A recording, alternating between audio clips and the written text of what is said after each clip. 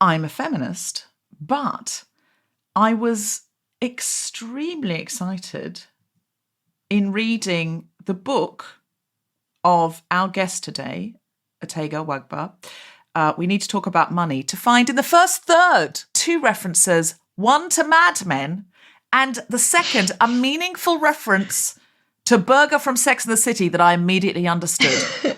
I was so happy, I can't even tell you. I was meant to be learning important things about money, but really what I was doing was going, I get that joke. Cultural reference, yes. You've got to put stuff in there for the fans. You can't write a book, about a millennial women and not have a Sex and the City reference. Like, I was just like... She knows her audience. I had to trim it down. I was like, I'll just have one Sex and the City reference and then we'll leave it. I loved it so much and I can't wait to talk about it, about what the Sex and the City reference was. But it was a significant one. And as soon as, on the page, it's a pun, but it's a pun that you don't necessarily see come. If you weren't a really good Sex and the City aficionado, you wouldn't see it coming, but I saw it coming straight away. I went, I know where this is going. And I was accurate. Yomi, do you have an I'm a Feminist blunt for us? I'm a feminist, but my Instagram is a QVC of beauty freebies, and I'm not upset about it at all. You shouldn't be, because it is impressive to watch. Thank you. I'm a feminist, but today's episode's about money, and I have no idea how much is currently in any of my bank accounts. Oh, that's fine. Wow. That's the same as me. That's no idea. You guys? We've discussed this. You asked me how often. To be honest, actually, I did have to check my bank balance today because I got a text from my bank saying that I'd gone into my overdraft. And I got that too. I don't understand what happened. Like, June was expensive. Like, basically, my credit card bill came out a few days ago. And then, like, it's just gone. Like, that's my money for the month gone. Like I'm 5 days into, like, I pay myself on the 25th. So I'm like, oh my God. What am I supposed to do with the rest of the month? So why are you not so surprised? I know exactly. I'm like looking at you like, honey, I know why you don't have any money in your damn account. I know, I'm looking at anyone who follows you on Instagram knows. I'm literally looking at all the dresses, the shoes, and I'm like, what's going on? These are my assets. Okay, I'm a feminist, but I am so relieved that Otegha just said that, because I read her book and thought, oh my God, she's so much better with money than I am.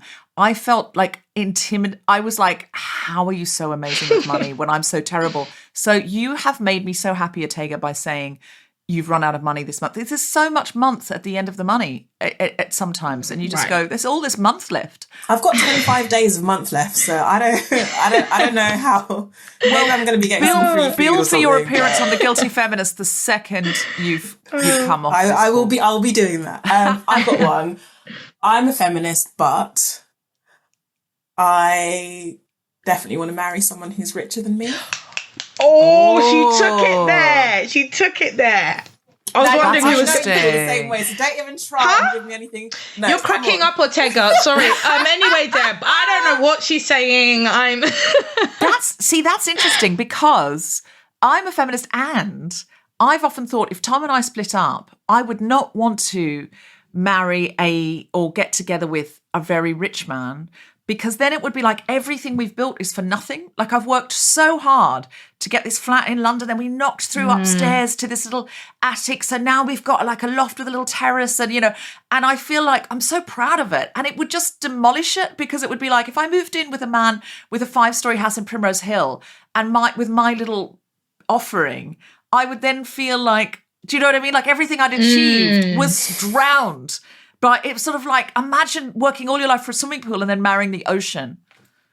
I'm a feminist and I want to marry the ocean, and I literally want somebody that's going to be like, let me just keep it real now. Building that picture, Deborah, I was like, 5-story townhouse in Primrose. You know what? That's kind of nice, this little flat that I've been painting up. I'm like, baby, let's sell that for change. Make that shoe money. That'll be the reno budget. I'll be like, okay, let's upgrade. I'm happy to marry someone. You're so much. That's so smart, and I don't know. I don't know how smart it is. It's so smart. It's more of a feeling. I mean, I'd probably get over it if I married a 5-story house in Primrose Hill. Right. From the private jet. You'd be like, it's all right. I'm a feminist, but I think I might have just said if I marry a 5-story house in Primrose Hill. I realise the man has just diminished. All he is now is a 5-story house in Primrose Hill. He has no face in my mind. He has no face. He has no discernible features. God. I mean, basically, I am marrying the house, I've realised now. You've turned me. I'm very glad. Yeah. Okay, any more I'm a feminist buts? I've got one more, which is it relates to the house, which is I'm a feminist, but I genuinely considered getting a boyfriend because of my renovation and me not knowing where a fuse box is or what a fucking fuse box was. Babe, I started thinking, if I had a partner... I thought the exact same thing. Right? I had to get two male... I'm a feminist, but I had to get two of my guy friends to come over and fix one of my blinds that had fallen down because I just it's why we're on Hinge. They were literally on Hinge being like, so, like, and it's like, oh, turn-ons or like whatever, like somebody who knows what a fuse box is. I think if somebody says on Hinge they know where your fuse box is, it's an innuendo. Yeah, it's a different meaning. If you invite that man round, he's not really going to know. He's not. It's an innuendo. Oh, God. Is all I'm saying. There is something called Task Rabbit, though. Have you been on Task heard of Rabbit? it. You can I get looked a that chap, up. or maybe a woman or non-binary person will come. I looked that up, but I was like, why am I going to spend my own Just money about to say, this is why I take a to so good do of money. something that if I had a man, they would do for me? Like, I would resent. There we go. And then, literally, I would resent spending that money because I was like, if I was booed up, this would be fixed. This would just be done. So I looked at the TaskRabbit quotes and I was like, no. And then I called my guy friends and I was like, come over. But can honestly, I just say, the thing about TaskRabbit is when the task is over, the guy leaves. And the thing with having a boyfriend is they A, hang around, and B, might be very annoying in a multitude of ways. You will listen, a woman who marries for money earns it. now that is certainly a point. That's all I'm saying. That little TaskRabbit comes in, fixes the fuck out of the thing, and fucks off. That's and that is its own value.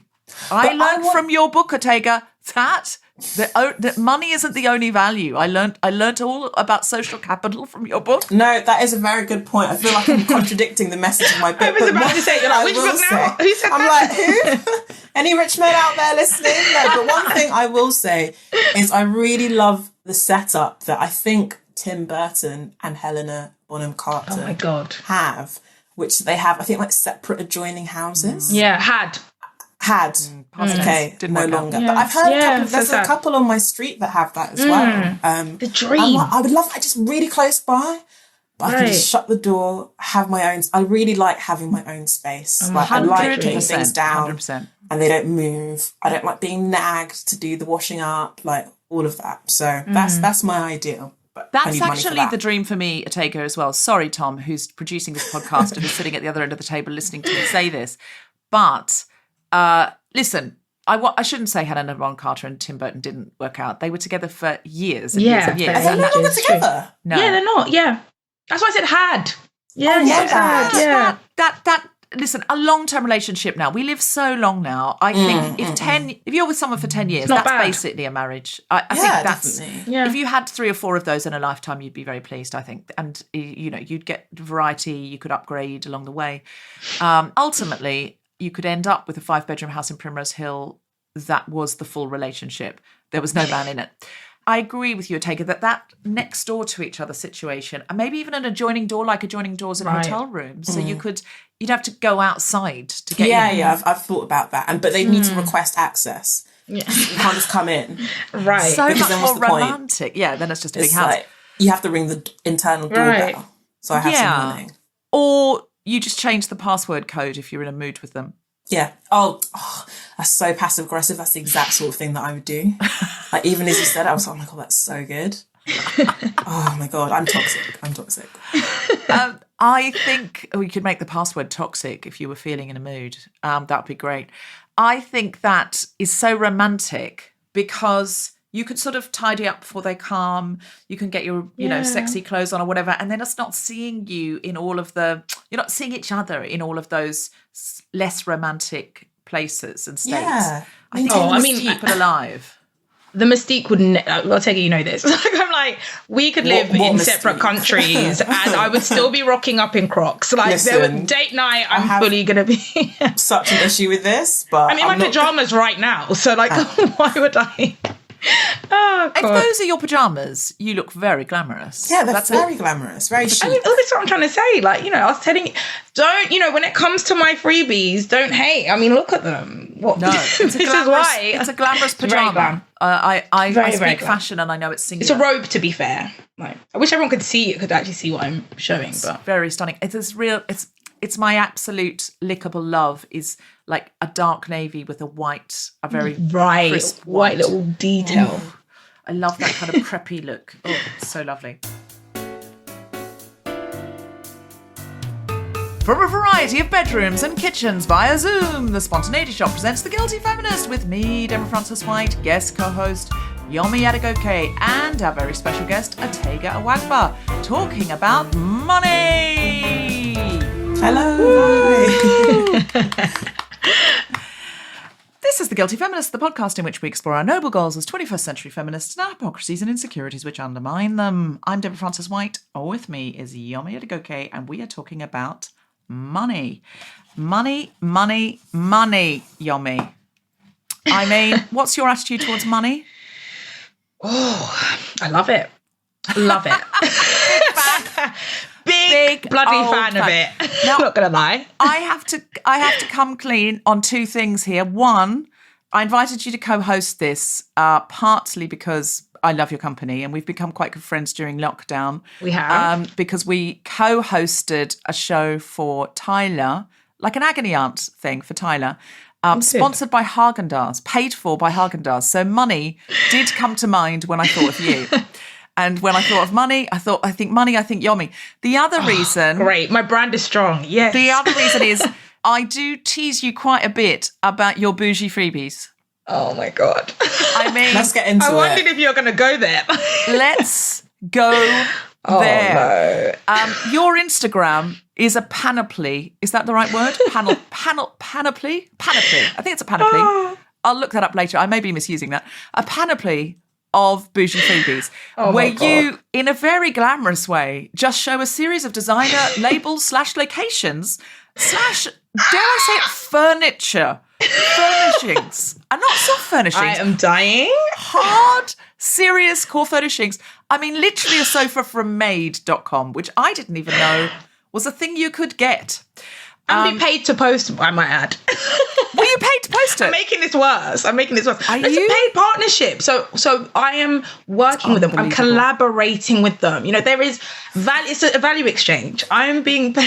It's impressive. Listen, when I saw you at Wimbledon, was that a paid partnership? That was a paid partnership with American Express, which is possibly the most on brand an entire credit card. I'm gonna die. Look, like, I have joked that my Instagram is like slowly becoming like bougie QVC in terms of it's literally just me with items and being like, here's bougie this thing. C. That's what I'm going to call you from now on. Bougie Why C. are you so good at this? You're really great at, like, they just come out. That is an incredible name. But yeah, like, I'm gonna make things worse.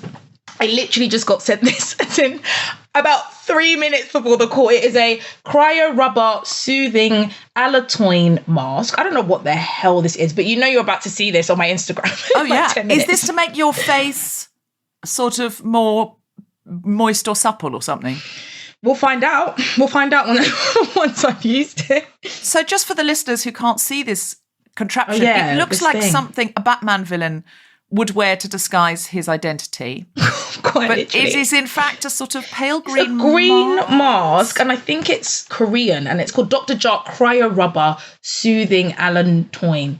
And I saw it and I had the audacity to roll my eyes like, oh God, not another mask, is it? This is the problem. It looks like a death mask. It does. Like that, you know, when they would, in Victorian times, they would sort of take a plaster of Paris of someone's face after they'd died. Oh my God, it literally does. Oh, but it does look shiny. And I feel like you should send that to me because you have very youthful skin. This is the thing I was going to say. Like, as much as I do, yes, I get lots of stuff. It's a running joke. I give so much of it away. Should I even say that? I don't think you should say that. Because then they're going to stop giving it to me. That goes. Okay, Tom so let me start that edit again. that out. I don't want... All the conveyor belt stops here. I want Yomi's hot and cold running bougie Santa sack to keep going. Thank you. Because I might sometimes get some of the crumbs off the table. Oh, okay, so how do I phrase this so I don't sound terrible? Okay, so obviously, yeah, I do get a lot of stuff, but sometimes can rest after assured, you've advertised them, you might share them with grateful feminists. I share them with good friends, exactly, grateful feminists. I make sure that they're used. They certainly don't go to waste because I do use a lot of things. So rest assured, they're in good hands. They're definitely... There's not a better person to send them to than me because I have lots of friends who benefit from them after they've been posted and used and enjoyed. They've been posted, if that makes sense. And enjoyed. Yes, because you don't want them to end up as landfill and you can only have so many. Not. You know, even you, who has now bought your own incredibly glamorous flat, which I read about in Vogue magazine, even you have only so much room for the bougie new stuff. So sometimes grateful adjacent feminists, i.e. me, might, after you've posted it, end up with some kind of anti-aging glamorous mask, which frankly... Sharing is caring. You don't need. Look at your face. It's perfect. Shh, don't say that. They'll hear and stop sending me shit.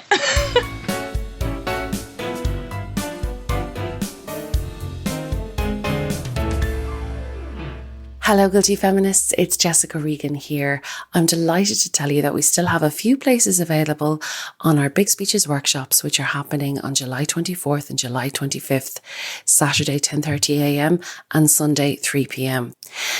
If you would like to learn how to be more comfortable taking space, finding your voice, speaking in front of crowds, or sometimes just one-on-one in networking environments, please do join myself and Cyrus Lowe as we will guide you through the process, supporting you every step of the way. Go to www.guiltyfeminist.com/big speeches to book your place.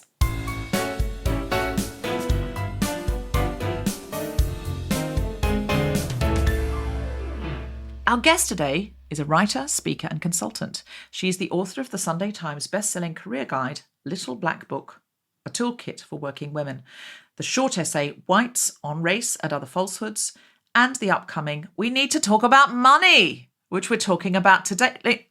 I took that suggestion from the title and decided we do need to talk about money. Please welcome Otegha Uwagba. Hello. Hi. Thank you for having me. Very excited to be here. I'm so excited you are here. I read your book, Otegha, We Need to Talk About Money, and I was really impressed by it because money is something that I find it so easy to look away from. I find it difficult to talk about. I think in Britain we have a sort of a slight uptightness about ever discussing money or salaries, which is really just a suppressed fear and also slight passive aggression. And I also think books about money are going to be dull. And I wanted to read your book about money because you're a really interesting writer and I get your newsletter and you've always got a great angle on something. You're always a very animated writer. So I thought, finally, there might be a book about money that I don't hate reading. And I loved it because it was so personal. It was a memoir about your relationship with money. And through that, I learnt a lot about money and had a better understanding of money. So I, first of all, just want to say, I highly recommend this book to anybody who thinks they should know more about their own personal finances and how to negotiate a salary and all of those things that feminists should know while we're still in this capitalist society until the Glorious Revolution. This is where we're at. And I just want to say, if you're somebody who would like to know more about money, but think, oh God, I can't read these boring websites, this is the book. Just get it and you will read it in 1 or 2 sittings. And it will all go in by osmosis, but in ways that are just very practical and very personal and very visual. Money is often talked about in a very abstract way because it is an abstract concept. And this is a book that I think you could really relate to. Yomi, have you read this book? I have read as much of this book Oh God, Otegha's face. No. Don't pull that face. No, I'm Otegha, kidding. It's like a long-running joke between me and Yomi. It is a she long-running doesn't read joke. my books, and it's fine. But She's like, it's fine. answer honestly, I'm it's twitching. fine. Yes. I literally, no problem, no bigs. The WhatsApp message I'm getting after this. But as Otegha knows, I have read a portion of her book, which I'm actually very proud of, because I honestly was, I personally didn't think I'd actually get around to reading any of it, because I do a book podcast, which I have to read the entire shortlist of the women's. Look at me getting my terms and conditions, my asterisks. Please don't beat me up, Otegha. But what I will say, Otegha is a phenomenal writer. She's a phenomenal thinker, and I never have read anything like it. Not just in terms of it, really, I feel like me centering myself in everything, feeling like it was literally, like she's literally like written this to me, because the crossover and experience is insane. But also just, I've never read anything that, as you said, in terms of practicality, things that like, I'm somebody that probably has the opposite problem to you in terms of like, I'm very more money orientated. I caveat that by saying it's less of a choice thing. It's because I grew up with money issues, so I'm super conscious around money. But I don't necessarily like having to read all the literature that I need to in order to be like basically good with it. Whereas, as you mentioned with Otegha's book, because it's a memoir and because she writes so personably and she's bloody hilarious, which she knows, smirking at that, she's really funny. So yeah, I've never quite come across anything like it, and I will finish it, not because Otegha's my friend, but because it fucking slaps as a book. And I'll finish it, so don't even look at me like that. She knows, because she's a brilliant writer. I'm happy with that, and also I feel like I've kind of told you half of what's in it. Like I sent you so many I read it before it came out, because we were like writing it. I was like, we were discussing something, and I'd be like, oh my God, this is actually quite similar to something I actually wrote about in my book, and then like I'd send you a screenshot, so you've got the highlights. I've listened to the audiobook, because Otegha will send me like 4-minute voice notes about basically the content of the book. So I've listened to it, honey. But yeah, no, I highly recommend it. It's excellent. Well, I, in my introduction to the book, tried to say things that could be liftable quotes for your PR team, but nothing I said was as good as Yomi's quote, "It fucking slaps." Yeah. I mean, that's liftable. We're going to have that on the cover. Yeah. What I was trying to say is... Yomi, Guardian columnist. I was trying to say a dynamic, usable page-turner every feminist must read. And really, Yomi boils that down to "it fucking slaps." Okay. Fucking does. So can I read a little bit of this? Oh, of course. And then ask you to talk about it. You're talking here about class background. In it, you're referencing Pierre Bourdieu. And this was I was really captivated by this and the way you broke it down. He argues that class background is determined by how much capital one's parents possess. Capital in this sense meaning resources. Breaking that down into 3 brackets: social capital, being well connected and having friendships with people of influence; economic capital, cash and houses; and cultural capital, having the right cultural tastes, knowledge and educational credentials. Or as the writer Eula Biss put it, what you own, what you know, and who you know. And I just went, oh, these are the things that are never really explicitly talked about. Can you unpack that a bit more, or talk about how that has filtered into your life and sense of understanding? Definitely. I mean, the reason I referenced that is because I was doing that in the process of trying to explain my own class background, because I think even considering how class obsessed we are in Britain, we have, surprisingly rigid terms for how we, discuss and categorize people according to class. It's like you're either middle class or you're working class or you're upper class, and it's like rich, poor, average. And it just doesn't make sense. And personally for me, like I am, an immigrant. I was born in Nigeria, but moved here when I was 5. And the thing that I always say, it's like when my family came here, we didn't have a lot of money at all. Like things were pretty tight and pretty tough. We lived on like a really rough council estate in South London. And for most people, they would then categorize me as working class. But I've always said that that's not a narrative that I think I can fully claim, because my parents are really well educated. They've both got degrees. My house was, our flat was full of books. We went to museums, culture gallery. Education was like the be all and end all. I didn't even realize that going to university wasn't compulsory till I was like a teenager. Like it was just like, I just assumed, everyone has to go to university. I didn't realize that. And I just wanted to explain that and just kind of give a bit more nuance about my own class background, but also demonstrate how that can change over time. Like even between the ages of 5 and 15, our financial situation changed. Where I am now, age 30, where I'm like a homeowner and working media, all of these things, like people's class kind of transitions over the course of their life. And sure, you're more likely to, it's a bit of a grim statistic, but you're most likely to die a part of the class that you're born into. Like social mobility generally on the whole, especially in the UK, is not great.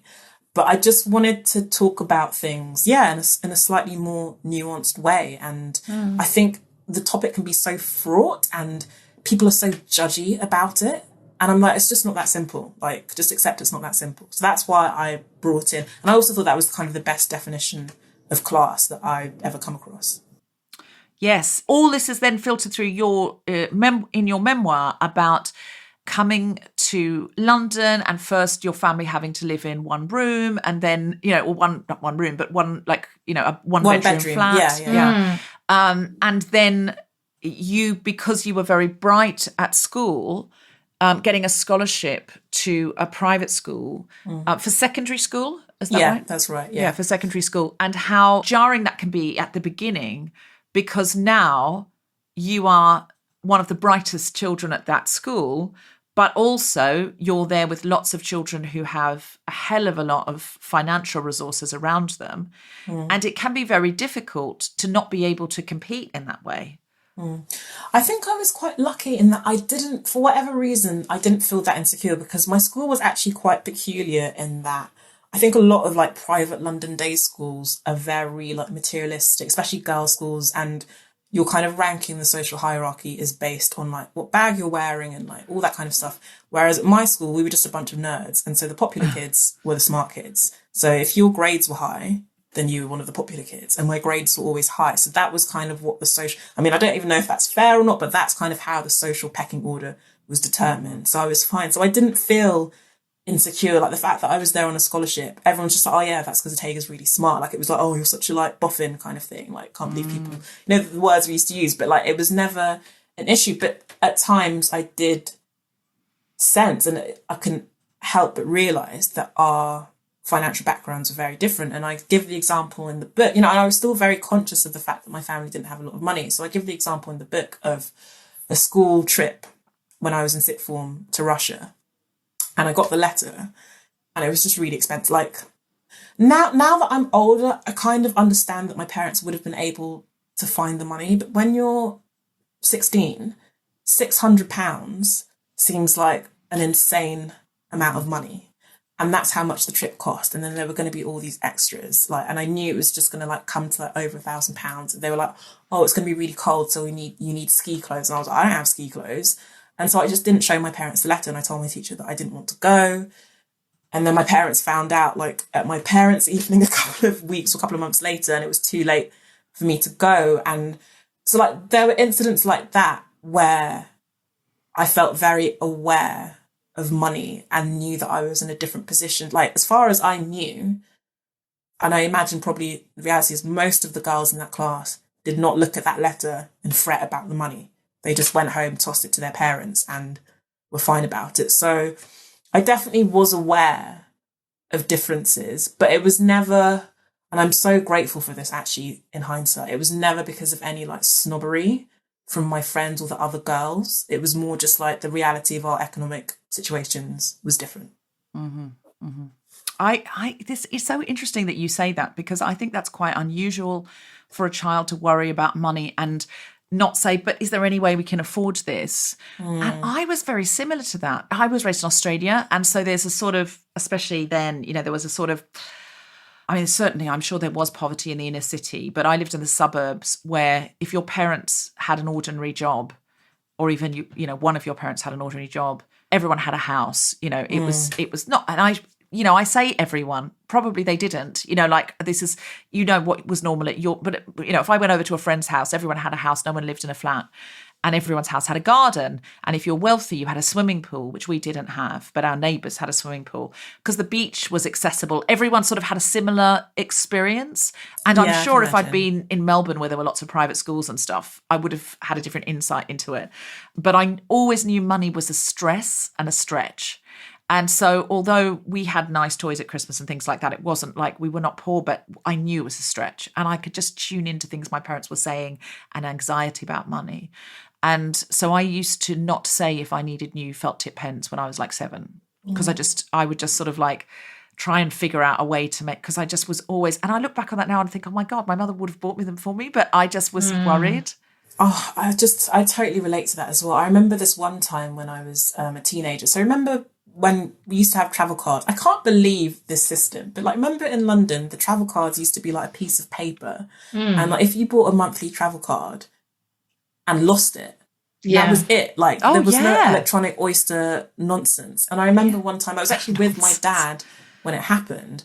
And so maybe I just bought my monthly travel card because I had to commute quite a long way to school. And we just bought it and it's like £100 and something for the month. And it slipped out of my hand in between the escalator cracks. So it's gone. Shit. And I was so upset. I was gutted. Like, I was just losing my mind. And my dad was like, it's fine. Like, it's okay. Like, we'll sort it. But I think they realised, and it's something we've discussed since, that I really absorbed and internalised those money issues that they did have. Like, children are like sponges. Like, they just absorb everything. Even when my parents were talking Yoruba, I could understand when the conversation was about money and when it was stress about money. When we went to the supermarket, if they're ringing up the till and the amount is high, I'd kind of be looking at them being like, how are they going to respond to this? Like, you know, I thought like a 60, 70 pound supermarket shop, I was, oh my God, that's quite a lot. Even though we were a family of 5, like we were going to Lidl, that would probably be the family shop for like the month or something.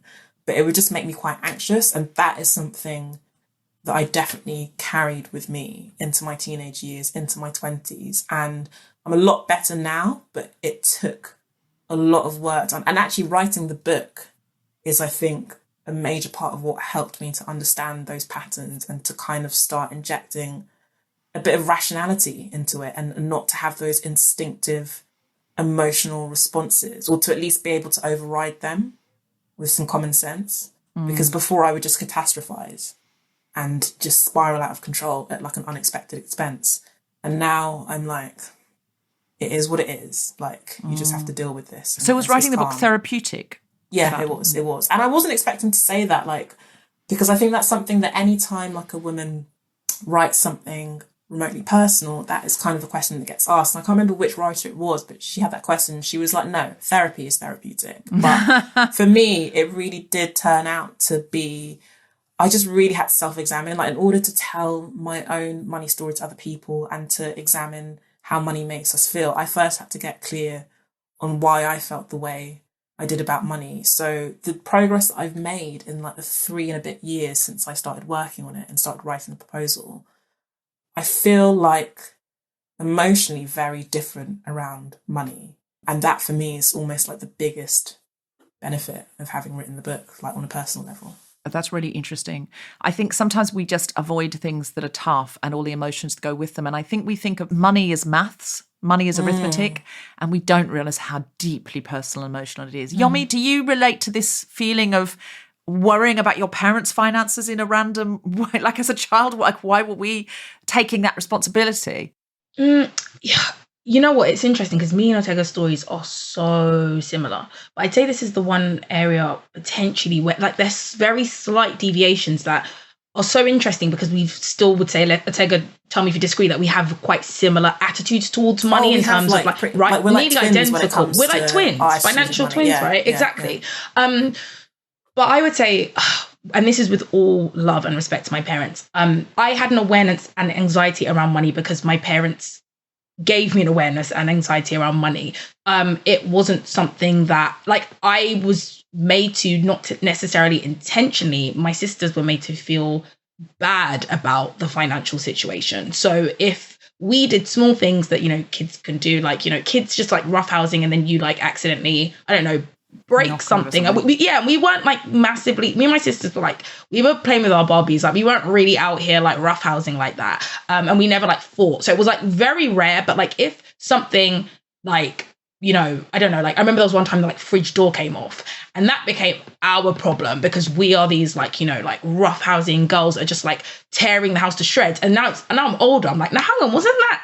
I don't remember ever having a different fridge. That fridge is probably as old as me. Hence why the door came off the goddamn hinges. But like, there were so many things like that. So even when it comes to class identity, it's so interesting hearing Otegha speak about hers because like I'm literally like 1 degree of separation essentially from identifying as middle class because like my parents are educated. I literally when we grew up on a rough estate in East London as opposed to South, moved to Croydon, had a nice house, like, you know, had books galore, like quite literally almost a library. Like my dad used to take us to do karate, like he wanted us to play the violin, all these kind of things.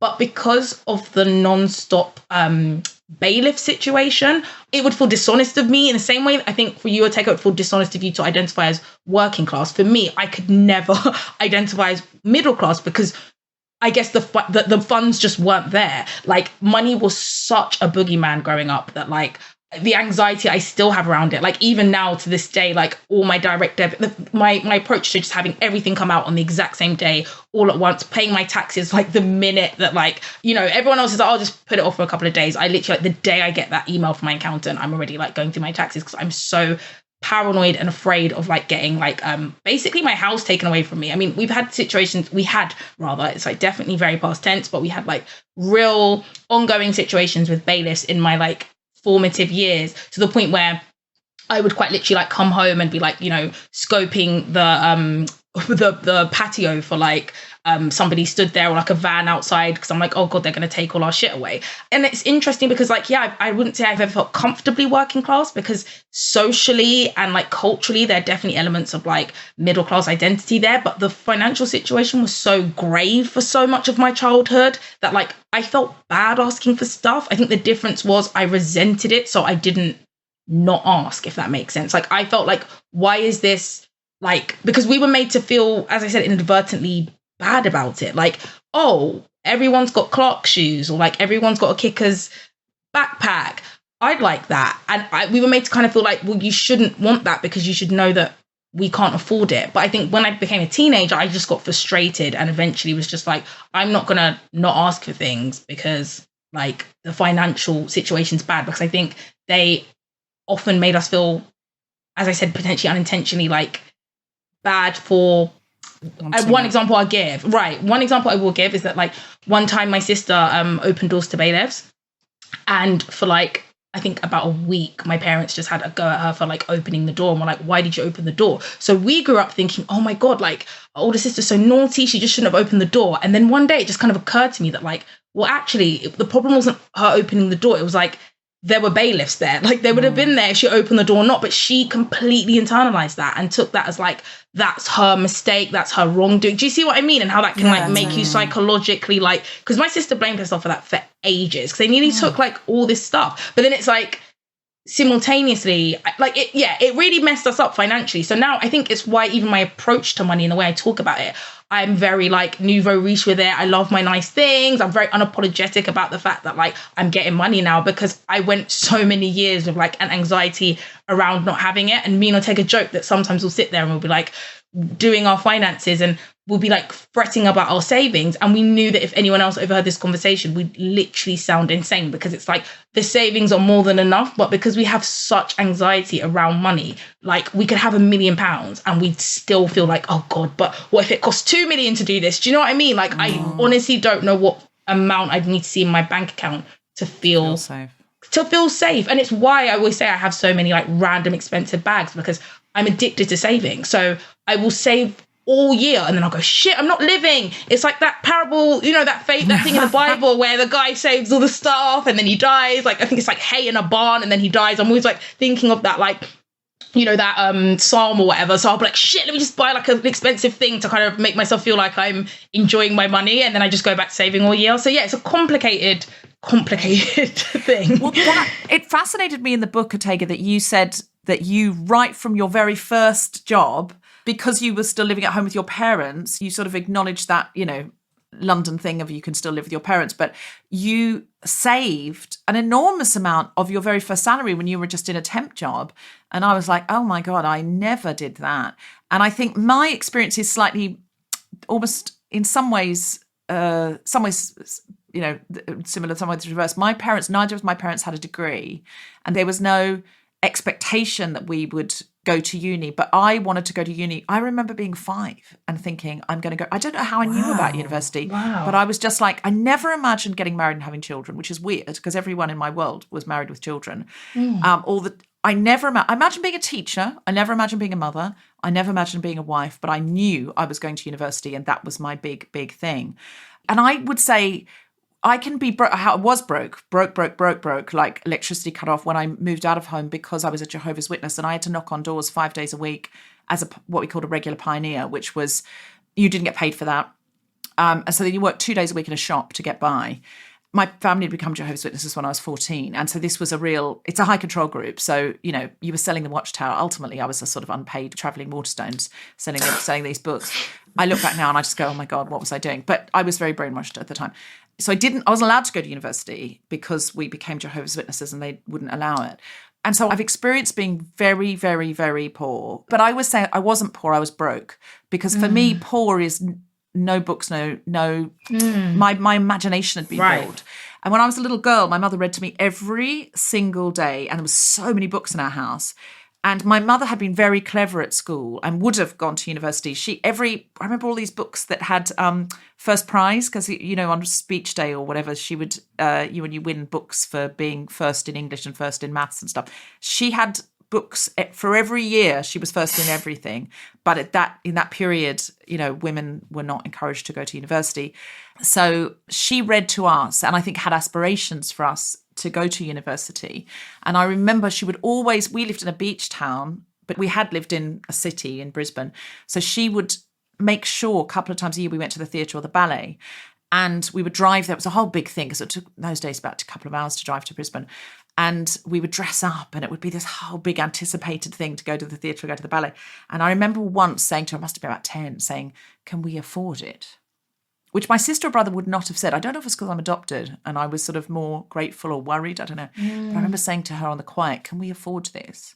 And she said to me, if of your worldly goods 2 loaves alone are left, sell one, and with the dole buy hyacinths to feed thy soul. And when I moved out, and we always used to sort of, that was a thing that she used to say to me. And when I moved out, she sent me some flowers. She sent me some hyacinths and said, don't forget the hyacinths.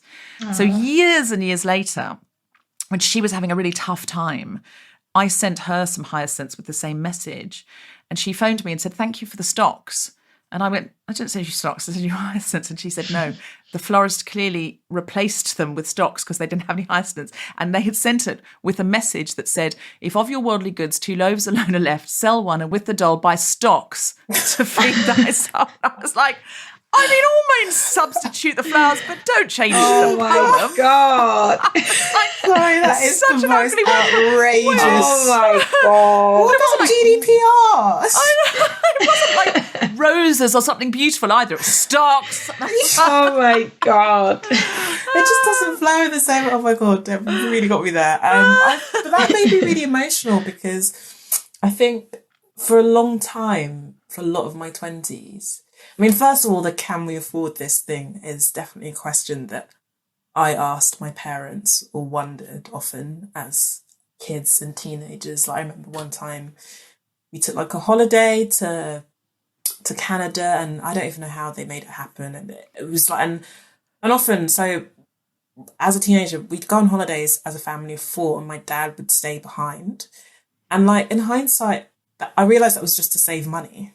And he like, just to like allow us to do it, the 3 of us girls and my mum, to allow it to be a bit nicer. But like, I don't know, it just makes me really sad thinking about that now, because those were our family holidays. Our dad would just sacrifice himself and stay at home. And like, I don't know, I spent a lot of my 20s like sort of denying myself nice things because I was so determined to save aggressively, and it was so punitive. And I think I've probably gone a little bit too far the other way.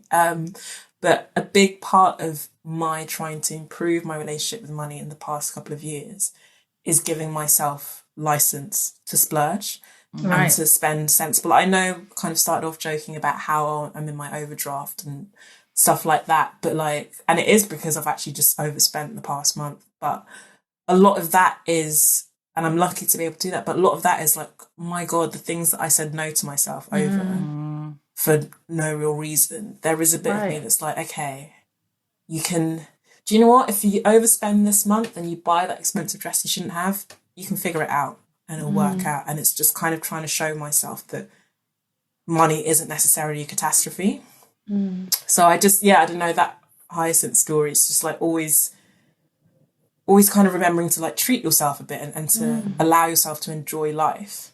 I think is really important. Like no matter where I think on the economic scale you fall, obviously at some levels it's a lot easier than others. But I think it's why I object so much to that whole like very conservative politician narrative of like the feckless poor and they just buy themselves widescreens and cigarettes. And I'm like, do you know what? If you don't have a lot of money and buying a widescreen TV and cigarettes makes you happy, which is not even what, you know, they're spending their money on. That's like a myth. But like poor people should be able to enjoy life as well, have nice things. Like during the pandemic when they had those school meals for kids and they were just the most barren, horrible chunks of carrot. And I was like, who says that poor people shouldn't also enjoy food? Right. Like it's just... And life. Delicious. And life. Why can't they have chocolate bars in there? Like I just thought it was so horrible. So 100%. Well, Otegha, something I really related to, because when I did finally get to go to university, I went to Oxford.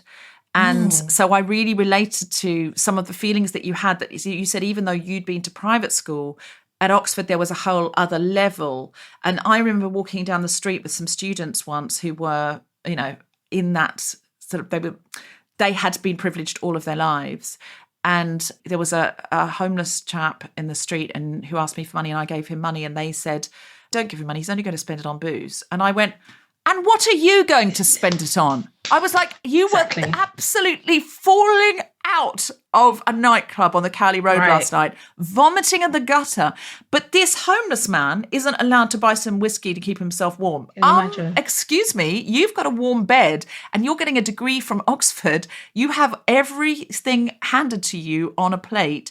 Why is this guy? I said I would be drinking if I lived on the street. Keeps you warm. It just zones you out at the very a bit. least. Jesus. Just softens, takes the edge off. You know, I absolutely, completely get it. And actually, I came out of, this is such a, oh God, I feel so awful, this story, because I came out of, I've been learning to dance in lockdown. And I came out of the dance studio where, since lockdown's alleviated, I've been able to go. And there was a food bank there where there normally isn't, but I just don't normally go to that dance studio on that day. So I went across the road to get some things for the food bank. And I got loads of chocolate and Jaffa cakes and stuff like that. So I thought, what would I want? And what do people normally get? And I thought, I bet it's tins of tomatoes. And actually what you really want is a Twix. You know, like, do you know what I mean? It's true. And I ended up getting involved with some lovely women who, you know, I ended up trading phone numbers with them, and I think I'm going to get them on the podcast. But they were like, oh, yeah, Jaffa cakes. And one of them said, oh, fresh fruit. We haven't had fresh fruit in so long. And when I asked the guy, he went, we really need his tinned tuna. And I was like, because it lasts, and I get it, and it's protein, and I get it. But I was also like, yeah, but also some tang-fastic sweets as well, surely. You know what I mean? Joy. Like, gosh. Some joy. And if there are kids in the family, they're just going to go wild for it. They're just going to go, you know, and it doesn't cost much to kind of make somebody's day in that way. When you were writing the book and you were deconstructing all of this stuff, you now, as a, you know, both of you now, and you'd written about this as well, of being a homeowner and the gentrification of your neighbourhood, Yomi. And I realise now, as I'm actually speaking, there'll be people listening on this podcast who'll go, oh my God, you all own a flat? Like all three of us? Yeah. I mean, we don't own a flat. We've got a mortgage on a flat. The bank owns the flat. The bank owns my flat. Yeah, the bank really owns. The bank owns, I'm sure, half my flat. Yeah. Yeah, I mean, all of us have a flat that we live in that is owned by a bank, but we will own it at some point. We will pay it off. And is there a sort of survivor's guilt for you in a way? That's the wrong turn of phrase, but you know what I mean? Is there a sort of push and pull around, you know, that like you were talking about gentrification, Yomi. And I feel sometimes now with my family that I want to share so much, and I've always been a present giver, and I've always just had that in my nature that if I've got it, let's share it around and that kind of thing. I'm not a hoarder by any means. If anything, I spend money I don't have on things that will make other, like a fun, nice, shared experience. I can account for that. I'm thinking about when you took us to Soho House, so yeah, I can account for that. Drinks are on Deb. Yeah, go on. But then you took me to the Groucho Club where you'd been given a lifetime free membership. Another one of these. Touche. Let me not speak. It's outrageous.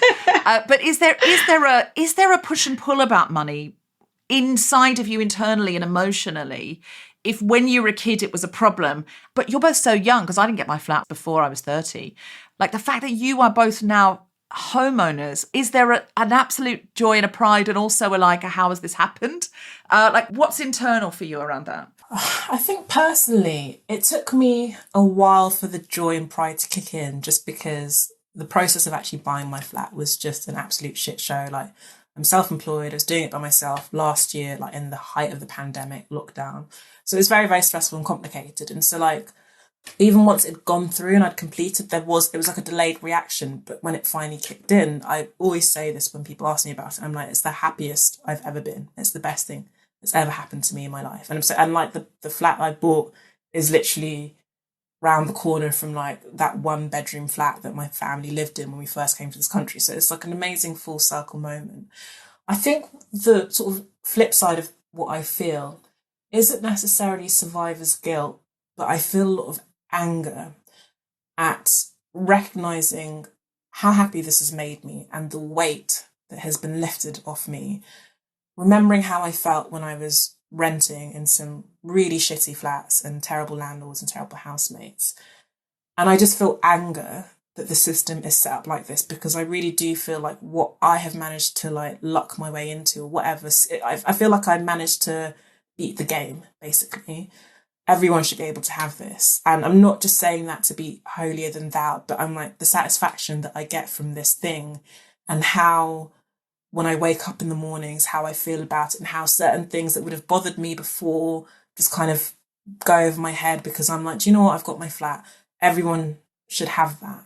And it makes me really, really angry at the state of the housing market in this country, and the politicians who have never, the vast majority of politicians come from middle class and upper middle class backgrounds, and they have no idea what it feels like to have housing insecurity. And I'm if they did, I can't fathom that the situation would be the way it is, and them, propping up the housing market, house prices, they have had the greatest rise this year, in the past year, since 2004. It's just spiraling out of control. And I just think that it just feels really inhumane. And so I think about that often, and it's not even I don't know what I personally can do. I stay informed. And so there is a feeling of helplessness around that, even though it doesn't affect me directly.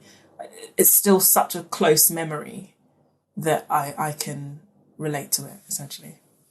Yeah, in terms, I feel I know you said that survivor's guilt isn't the right terminology, but sometimes personally it does feel like that, just because of the proximity of, it doesn't feel like that, but you know what I mean? The phrase feels apt, because I bought 3 minutes from my sister, but then 15 minutes away from my family house. So it's really, really close. And it's I look at, obviously Thornton Heath is still I'd say pre-gentrification. And I feel I wrote about it in my piece for Vogue, where, I think because of how limited and limiting the conversations around class are surrounding the Black community, it's very easy for people to almost, I feel one of the reasons Otegha's book is so important is because it's viscerally honest, and she is one of the few people I know that engages with her class identity openly and in a genuine way. But we've had various conversations about this, where I said that I feel especially on platforms like Twitter, it's very easy to kind of have grown up in a particular area,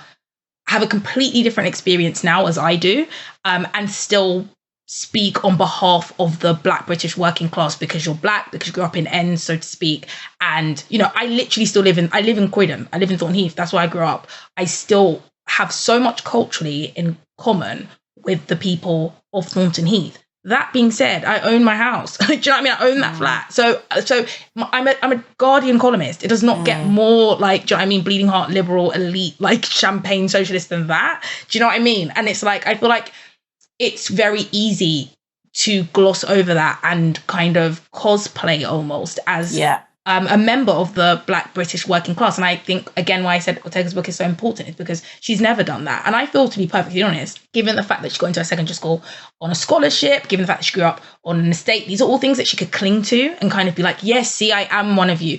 But like, I think one of the things that we connected on with this conversation was the fact that we both felt like, well, that doesn't feel, in the same way for a long time, I didn't feel I could identify as middle class. Now I know I can't identify as working class, and I have no want to because it doesn't feel authentic to me. And even then, it's like I alongside that guilt and alongside that kind of like strangeness of trying to like find a cohesion between these like this new identity and an old one, I feel so much gratefulness to my parents, the same parents that made me feel like bad about their money problems, because I know that like, I mean, that, you know, there are lots of things in terms of second generation, like African upbringing as a, like, you know, child of Nigerian immigrants. Like when it comes to money conversations, I wouldn't say that we as a community are necessarily the most frank. I think that, you know, there is a definite kind of like, my parents would never tell me how much they earn. I used to inquire because I only inquired because they were so cagey about money. So I was just trying to get an understanding of what was in our remit to ask for.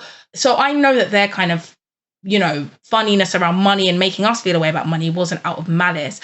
And what was such a representation of their love is how much they sacrificed. Like Otegha saying that, like, you know, when you remember your holidays and your dad not coming, I'm like, I used to go on holiday more than the people with money at my school. This is what's so bizarre. I think, I mean, I don't know, Otegha, correct me, I'd be interested in what you think, but I feel like when it comes to the like diasporic experience, they spoil you. I definitely remember sometimes when I went on holiday with like my private school friends, I remember this very clearly. Like we did this one holiday after we'd finished sixth form. We went to a music festival. The amount of spending money my parents gave me, it's like, my friends were all like, okay, I've run out of cash. And I was like, I don't know about y'all, I'm going shopping. Like literally, like trotted off to Mango in Barcelona to like buy myself clothes with all this left. Because my parents were they really wanted me to be able to keep up and to have fun and to enjoy. And now bearing in mind that the girls I was on holiday with, their parents had way more money than I did. And I think the amounts that we were given would have meant more materially, you know, my parents dashing me a few £100s versus their, you know, banker parents. But yeah, it's like those sacrifices, like they never wanted me to go without. And so there were so many ways that I say that, like, in many ways my childhood felt very plentiful. Well, this is what I was going to say, because I feel like, so my parents were actually very, very stingy with spending money. I won't lie. They were very stingy. They'd be like, come over, congratulations, guys, here's this £5. And I'm like, how do you split 5 between 3? I'm not sure, me and my siblings. But experiences, they were like, you're going to do karate. We want you to try and do violin. I'll never forget one time, like our house used to get burgled all the time, which didn't help things. And our violins got stolen. And I was like, God, can you imagine in West Croydon, who the hell is stealing the violin? I was like, what on earth? But like, they were like so keen on like getting us to go to theatre. And we used to go on holiday all the time because we'd go on holiday and I'd come back and I'd be like, okay, but now the light's off. So why did we go on holiday? But honestly, I don't. I understand the logic because they wanted us to experience life. And as you said with yours, I went skiing in Utah. Like I went skiing because they found the money. Is actually like, you've told me that before, and I'm just like, pardon? They really, we had a piano. Like, this is the thing. Like, you know, it was such a bizarre experience because we were fretting about money all the time. But seriously, I can say my parents sacrificed everything to make sure that we were like cultured, so to speak, that so that we engaged in life. Like even the fact I did art and I used to paint, my parents weren't like, oh, you know, you've got to be a lawyer, a doctor, an engineer. They were like, no, go and paint. We want to encourage this. We want to nurture this part of you. They were really big on the arts and creativity and really pushed me and my sisters to like be ourselves. They have 2 daughters that are journalists. There is no damn money in that profession. They still were like, go and be journalists, but you need to like learn how to be journalists that make money. And it's what we've been able to do. So like, I could actually cry. I feel so grateful when I think about them. And when they came to like see my house, Otegha knows the story. They're still my parents. They were horrifically annoying, like just micromanaging everything, but they were so proud, and you could just see it was like actually the manifestation of their dreams. And I know that sounds a lot, but that is the like second, when I say Otegha, you know, man, that experience where your parents come from somewhere else and then they try to make roots somewhere and they're not sure if it's going to work out, and then they see you set up your own roots here. It's so beautiful. Mum loves my flat more than I do. I swear to God. The reason I even put in an offer on this specific flat, because, you know, we did all the viewings together, saw different places. She loved this one, and she was also openly like eyeing up in front of the estate agent. I was like, okay, play it cool, like, you know, like, don't. I was like, I was like, complain, please, like, and then you know the negotiating back and forth. And, you know, I was like, no, I'm not going to go up to that. And I just, again, remembered the way my mum had reacted to this flat versus the other places I was seeing. I was like, let me just come and dig behind the sofa for extra cash. And I was like, I need to buy this flat because my mum loves it. And now she's still, almost a year later, she still brings up, she's like, I just am so happy you got that flat. Like, she still brings it up. Man. And it's because my mum came with me to every showing. She came to every single showing. I have a very similar relationship with my mum, that she's so proud. I don't have any children, but I can kind of imagine that. And as you say, especially that experience of pitching up somewhere thinking, are we ever going to get roots here? And then seeing your children get book deals and being central to events, Guardian columnist, own a flat. Like, it must just be so emotional for them. And I think my mum similarly, she doesn't really understand what I do, honestly, but there is a pride in, you know, seeing whatever it is that you do seems to be going well. There's a couple of things, because I know Yomi's short on time, so there's a couple of things I wanted to mention from the book. One is that, firstly, the Mad Men reference, that you watched Mad Men and decided to go into advertising, Otegha, which I absolutely love. Idiotic. Fool. But did you see yourself as Don Draper, or did you see yourself as Peggy? Like, where were you sitting in there? Joan was the one who seduced me and got me into that rotten ass industry. I just thought it was going to be, because it's so glamorous and so like it's really, I was like 21. Like, I'm not the only person who got into advertising because of Mad Men. Literally, my best friend, Nick, like, we both were like 21, just out of university. We both watched Mad Men, both loved it, and we were like, we're going to go into advertising. We thought it was all going to be day drinking and afternoon delight. And I was going to be lunches. I thought do you know what? I thought there'd be handsome men just like, you know, everywhere. I don't know. It's just very, very naive. And do you know what? Some aspects of that show was spot on, because the sexism and misogyny, boy, that was all realistic. And also the drinking, like a lot of, and the affairs, all of that was very accurate. But I forgot that as like a black woman, I was going to be on the negative side of that. So I thought I'm going to be some like Roger Sterling kind of cat, like, you know, coming and charming clients. And they were like, bitch, you're a woman, you're 22 and you're black. And you're even black. I'm like, respecting the delusion. I love it. Delusion. So that was eye-opening. But what really impressed me was that you negotiated a salary. There were two companies that wanted you, and you were saying to the recruitment person, well, hey, can we play this one off this one? Because if this one's, I want to go for this one, but this one's offering more money. Can we tell this one what the other one's offering? And I was like, I would have just been so like grateful at that age to be offered any money at all by anybody. I mean, I was a Jehovah's Witness then, so it doesn't really compare, but it was so impressed me that you understood that, but you also ended up having to back down, and you said you wouldn't have done that if you'd understood how much that sort of, well, it's only $2,000 once you've paid tax anyway, blah, blah, blah. But actually what you start at affects the rest of your life, because it's what you can ask for next and next. And this is why men typically are always ahead of women, because they get offered a better starting salary, or they're somehow coded by society that they are entitled to negotiate at the beginning of their career. Could you just talk about what gave you the idea to negotiate the salary? Was it, in fact, that you watched a lot of Mad Men?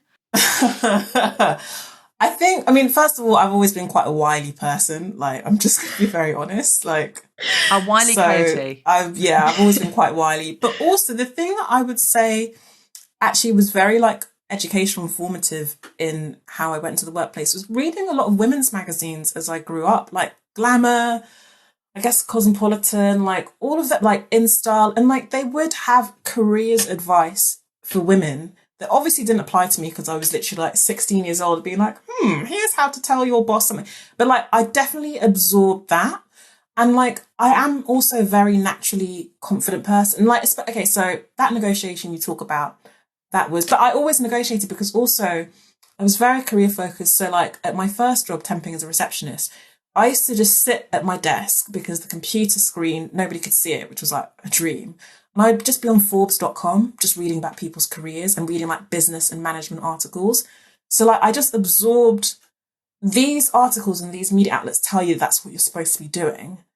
And so that's the attitude I went into the workplace with. And then obviously after a couple of years, you kind of get that knocked out of you because people treat you in a certain way. But definitely, I don't think it was unusual to be doing what I was doing. I just thought that's what they tell you to do. So that's what you do. Yeah. A bit like you thought it was illegal not to go to university. Yeah, exactly. It's like if you tell a kid the right thing, like they'll just absorb Absolutely. it. So I just assumed. And the other thing, there was the burger reference, that you went away on a trip when you were promoting a book with a man who behaved very badly. And when you came back, your friend said, he's a burger, and you immediately thought like a hamburger. But in fact, Sex and the City fans will know exactly what that means. It was so perfect because the thing about it as well, so like very long story short, I just had some dalliance with this guy. I've told Yomi about it and she still thinks it's absolutely mad. And because it is. He lived in Australia. I obviously lived in London. We decided to go to Rome together to see what we could see. Makes sense. The trip was a disaster. And he was very, very funny about money whilst we were there. And I think a bit threatened by my success. And, you know, it was like this big swanky press tour in Italy. Like, it was very cool, actually, as a first-time author. And yeah, when I came back, my friend pointed out, he's like Jack Berger. He's like threatened by your success. Obviously, any Sex and the City fan will know how it all works out with Carrie and Jack. And like, you know, he goes mad at her when she buys him that expensive Prada shirt and just like negs her constantly. And then obviously eventually dumps her. But the mad thing about it was it really took my friend pointing that out to me and like piecing it together. And it was like that kind of like, you know, there's that meme where the guy's eyes go wide and he's like, oh my God, I've just realized like that was honestly what happened to me because our, I don't know, entanglement, let's call it that, had previously been so positive and supportive. But I think that press trip, which in some ways I'm sympathetic to, but I think it was just the straw that broke the camel's back because he was also having career issues and money issues at the time. And it just was a shit show. But you know what? I loved that I was able to sneak that Sex and the City reference in. And it was, and it, you know, it also is like, it really happened in real life. It wasn't me like analysing that afterwards. That was genuinely what my friend said to me. It was a beautiful moment. I'm sorry, I can't. Don't hate me. Paper Covers Rock. The one where Carrie is broken up with on a post-it. Honestly, to be honest, that's basically what this guy said to me by WhatsApp. So, like, it's really just like, I had my Carrie Bradshaw moment. I mean, in those days, there wasn't WhatsApp, so she couldn't have got broken up with by WhatsApp. He would have WhatsApped her if he could have. He would have absolutely WhatsApped her if he could have. But that idea of men being threatened by success, I write about this in the Guilty Feminist book, that you see these articles coming up all the time on my feed. I see these articles that, oh, if a woman is funnier than a man, it can emasculate him. Oh, men are not attracted to women who earn more than them, or you can emasculate your husband. I see these, they're all over the internet. And I just go, you know, I've never once read an article that said a handsome, clever, funny, wealthy man, oh, he's going to intimidate a woman. But we're told that anything beyond beauty is actually not brownie points. They take off points. Oh, but you're successful. That might make you unattractive. I'm like, fuck off with that. But I don't think it's men waking up in the morning and going, I don't want you to be successful. I think it's just coded that if they're not slightly more successful than you, they're somehow a failure, which is a burden for them to bear. Tom Salinsky, our producer, is coming in here to say that Yomi's got to go. I've got to go. Yeah, I'm sorry, guys. This is such a fascinating conversation. I've got a panel and I've got to go and get ready. I'm sorry, guys. What kind of panel? Getting that shmoney. Yeah. So that Jackie Collins, actually. Is it? Oh my yeah. God. Jackie Collins. Mate, love a Jackie Collins, reading it secretly, age 11, girl. They used to sneak and you'd be like, listen. what with her? Where did he put her nipple? That's what I'm so sorry because I was so sick, but I gotta run. Yomi, do you have anything to plug? Anything you'd like our listeners to follow, read, look at, send you for free? Let them follow me on Instagram so I can get my followers up, so I can be continue the pipeline can continue, right? Let's get that following up, honey. So where can they follow you on Instagram? Yomi.Adegoke and then at Yomi Adegoke on Twitter. Otegha's losing it. Yeah, that's me, guys. Great. Okay, Keep so the conveyor belt going. Follow Yomi. Also, she does lots of wonderful writing. You can find all of that online. I've got a full influencer. I'm not going to lie. You have been absolutely wonderful, Yomi. Thank you very much. Big round of applause for the wonderful Yomi Adegoke. Love you guys. Bye. Bye.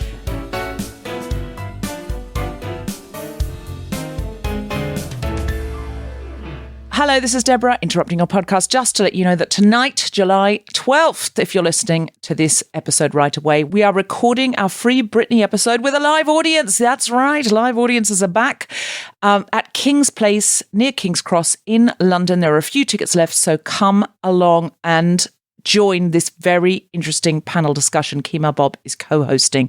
It's going to be a great one on feminism and conservatorships, women, Britney Spears in particular. We are at the Southbank Centre at the Queen Elizabeth Hall on the 10th of September and the 11th of September. And we have some really exciting, proper, big lineups for you with lots of stand-up comics, musicians, discussions. They're going to be really spectacular shows. So the tickets are £27, but £20 concession, and anybody can have a concession who needs one. You won't be challenged at the box office as to why you've booked it. We understand you might have just had a difficult year with COVID, and that's absolutely fine. Just buy a 20 quid ticket if you can't afford a £27 one. But we hope to see you there because they're going to be really wonderful. And we're touring Australia and New Zealand. I cannot wait to come back. I'm super excited. October and November this year. Get tickets now. We're doing one show only in Melbourne, Sydney, Perth, Brisbane and Canberra. We're also doing one show in each of these cities, Auckland, Wellington and Christchurch. Book your tickets now because the tickets always go early. Get them ASAP. We cannot wait to be with you. You can find out all of the dates for our upcoming shows on guiltyfeminist.com. And now, back to the podcast.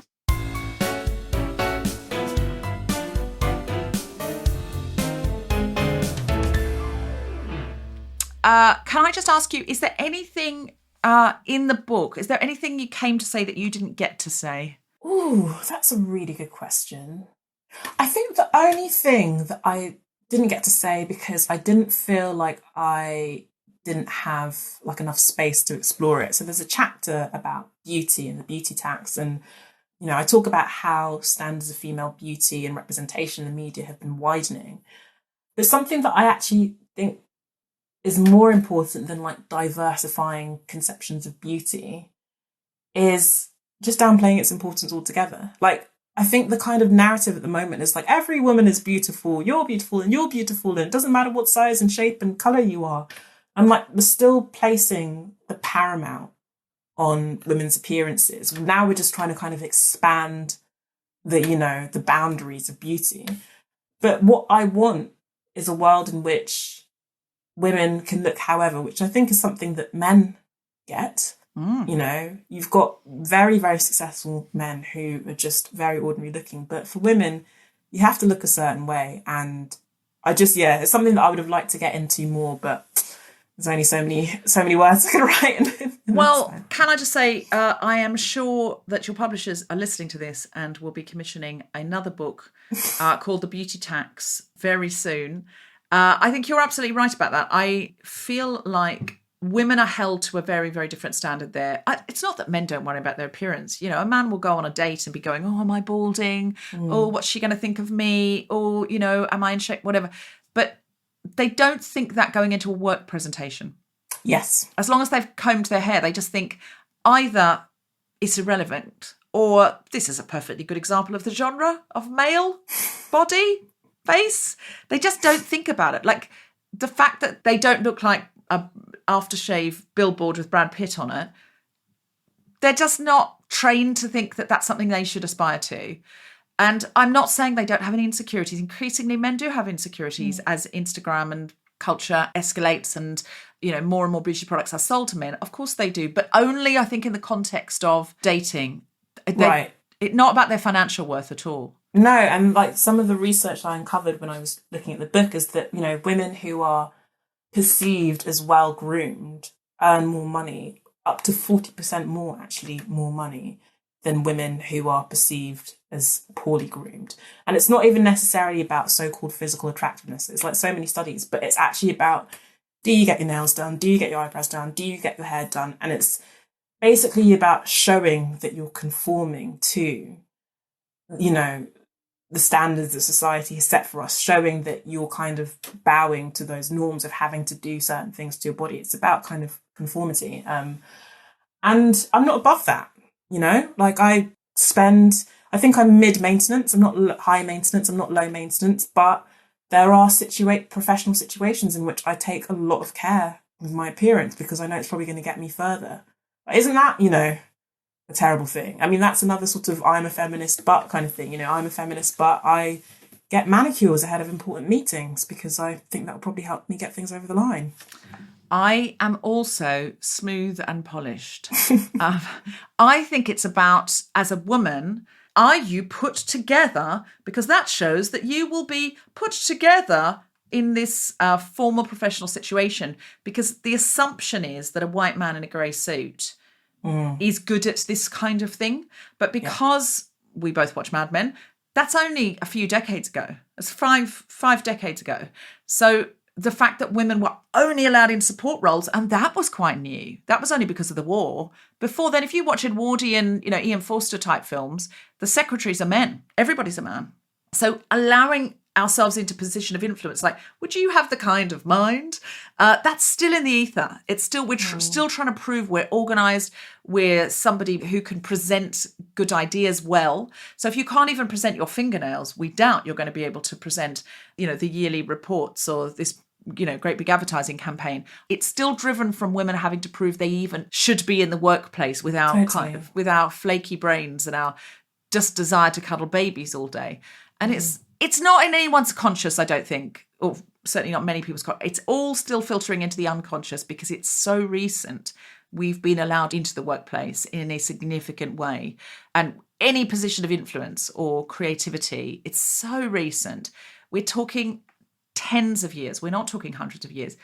So I think that there is that. And then, of course, with an intersection of race and all the dialogue around hair. And I saw something awful today about the Olympic Committee allowing women with African hair to wear these special swimming caps that actually, because that is a thing that stops a lot of Black people from swimming or learning to swim. I know worrying about my hair has stopped me from swimming as much as I otherwise would, because you kind of have to maintain it. And so they're telling Black athletes that they can't wear essentially larger swimming caps that cover all of their hair. And you just think, what message does that send out? How many people are you excluding? What is, I even thought, if they want to do that, let them do that. Because also I just thought, well, this is just going to add to the drag. It's not really necessarily helping them as athletes. So it's not giving them an unfair advantage. No. So what possible reason? It just feels like sheer elitism. And it's very that's not the way things are done here. And I just think I saw that. I thought that was appalling. But Black people very often have their hair policed in professional spaces. There have been people, again, I talk about this in the book, but women who've been turned down from jobs because, they don't wear their hair relaxed, or they're wearing braids, or they're wearing dreadlocks, or, they have their hair out natural. It happens, every couple of months or every year, there'll be something in the press, with these kind of scandalous issues, and some company will issue an apology. So that's also something that I have been aware of. I'm much more confident and feel able to wear my hair however I want these days. But definitely when I was working in advertising and in 9-to-5s, I definitely wore my hair the way that I thought I needed to look in order to be presentable, which was relaxed. Which again, if we're looking purely at this as a money conversation, means that Black women are immediately disadvantaged on any number of levels, because it costs a lot to force your hair to look more like hair of European heritage. Yeah, totally. And the time that all of that takes. and the assumptions that are made in terms of what you will accept as a salary and the projections onto a black woman constantly. And more I am realising that the levels of privilege and marginalisation and oppression and up the ladder jack jobs for the boys, so much of it is what is projected upon us for what we should expect or how good we will be at this kind of thing, how good people like us have traditionally been at this kind of thing, or the expectations that have been set just simply by the movies, by what kind of person looks like a CEO, what kind of person looks like a secretary, what kind of person looks like a cleaner, what kind of person. So much is projected, but also positively, what kind of person is going to be good at this kind of thing. What does a young film director look like? If you look like a young Steven Spielberg, you will get a lot more respect on the set than if you look like somebody who doesn't make movies in our collective imaginations, in society's collective imaginations. Definitely, I was very aware of that in advertising, that the sort of creatives were always white and male. Ugh. And for anyone who was outside of that, kind of trying to break into that role, it was just always very hard for women. I don't think I met a single black creative when I was working in advertising. And I worked at several agencies, which is mad now that I think about it, but I definitely didn't meet a single black creative. It's wild. They're advertising products to everybody, but they don't get that insight. It's obviously costing them money. It's such bad business.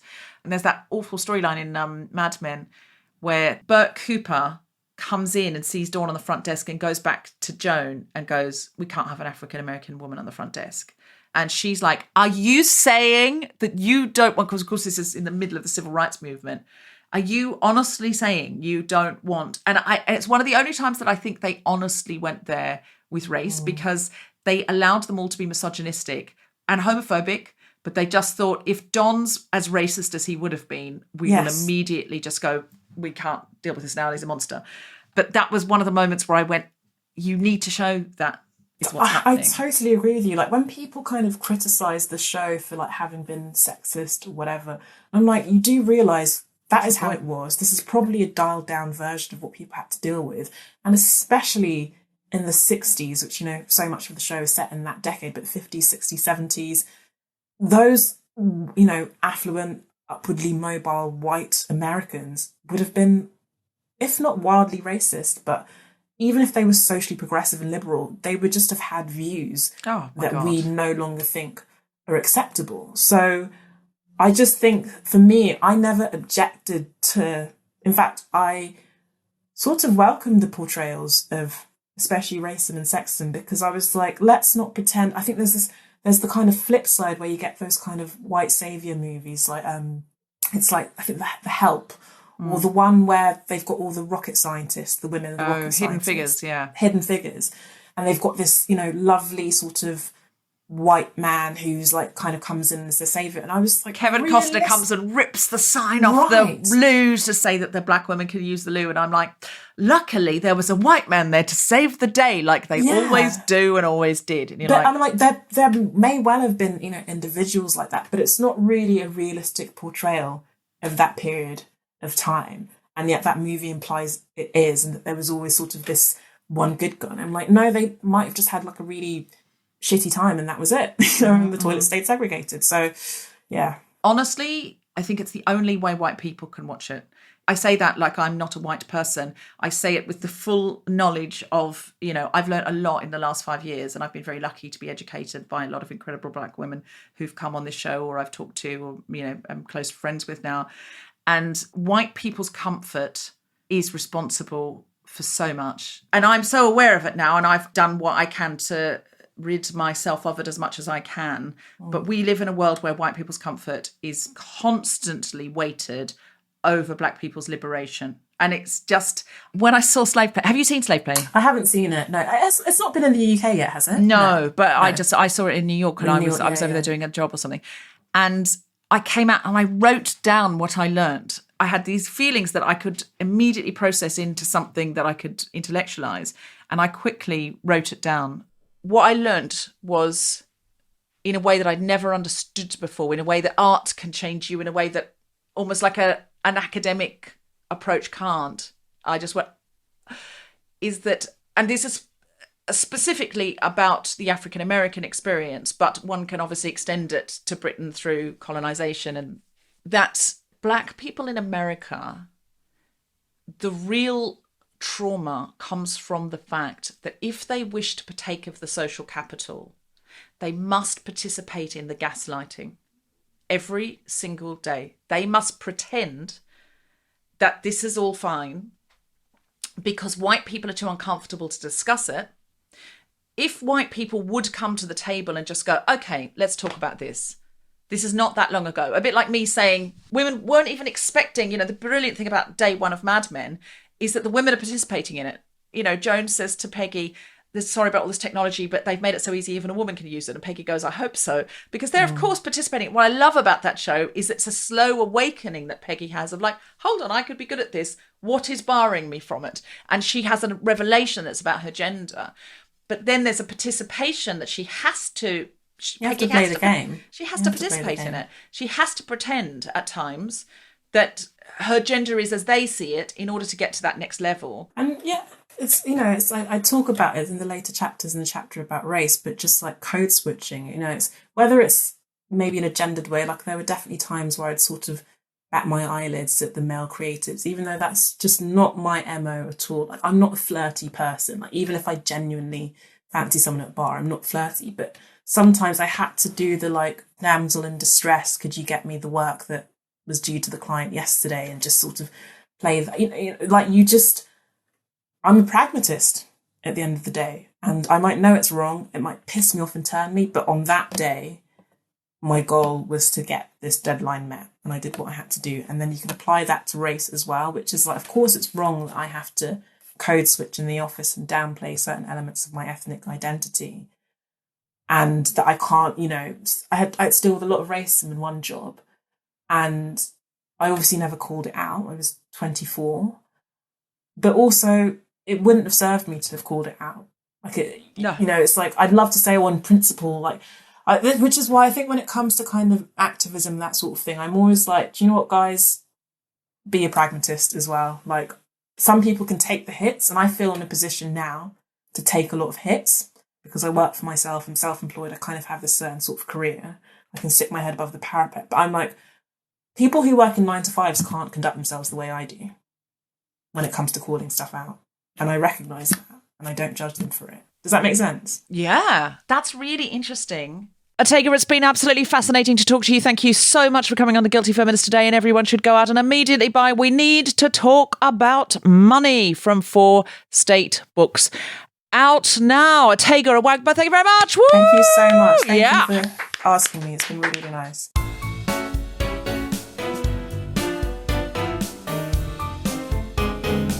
You have been listening to The Guilty Feminist with me, Deborah Frances-White, guest co-host Yomi Adegoke, and our very special guest, Otegha Uwagba. The Guilty Feminist theme tune was composed by Mark Hodge and produced by Nick Sheldon. The producer was Tom Salinsky for the Spontaneity Shop. Thanks to Rachel Craft and Gina Dicio and everyone who made this happen, as well as to all of you for listening. For more information about this and other episodes, visit guiltyfeminist.com.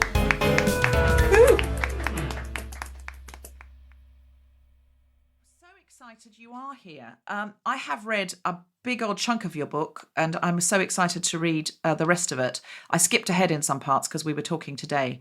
So I will just say for the podcast, I'll say I've read it, but just so that you know. Oh, no. I mean, I only sent it to you last night, so I'm very impressed that you actually have. No, I've got, this is the number of screenshots I've got. Oh, you can't really see it, but I'll have to turn my brightness down. This is the number of screenshots I've got. Oh, you still can't see it, but all that is white. I can get a sense of it. I can get a sense of it. Screenshots of different pages that I thought, I want to talk about that. I want to talk about that. So yeah, I'm just going to say for the podcast, I'll just say I've read it. Sure. Because I've read a lot of it. I read your book